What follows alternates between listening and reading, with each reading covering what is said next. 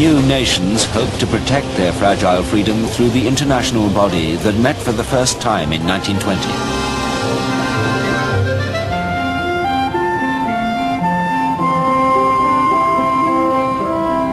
The League of Nations held its first meeting in a Swiss hotel. Its supporters shared an optimistic belief that a new era of international relations was beginning.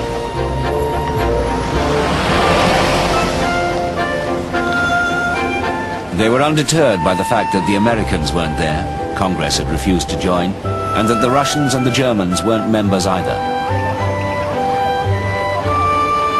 They believed the League could replace the bad old world of secret diplomacy with open discussion. Public opinion would always be listened to. Weak countries would have a voice as well as the strong. Poland's Prime Minister, the pianist Paderewski, called it the dawn of a new order. The League tried to build up popular support for its work. Jennifer Hart campaigned for the idea in Britain.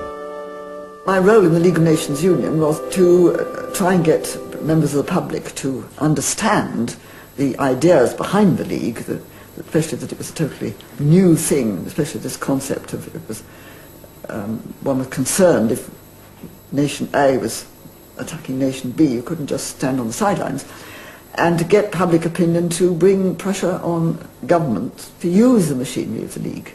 So one didn't go around looking for faults in the government or weaknesses so much as saying, look, it's a wonderful new construction and it could be made to work if people really wanted to make it work.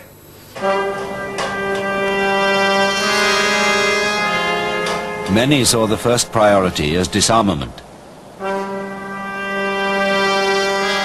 If the League could only get nations to agree to reduce their weapons, then the threat of war would be removed.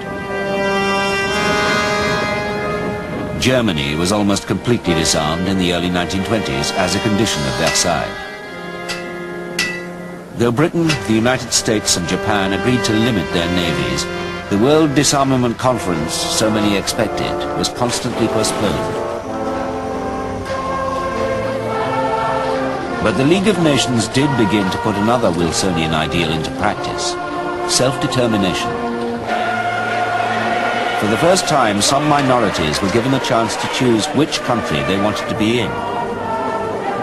Plebiscites were held in several regions that had been part of Germany.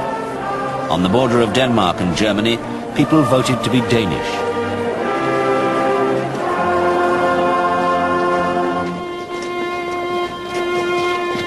But for each winner, there were losers. Each result created a new wave of refugees.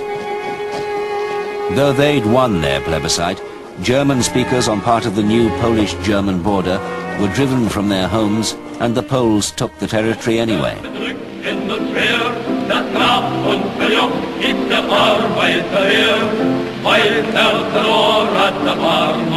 To Germanize, the Poles had seized what was rightfully German. The sense that they'd been robbed only added to German grievances. They'd seen their territory reduced. They'd been forced to pay back the cost of the war in installments that could last till 1988. And their economy was soon crippled by hyperinflation.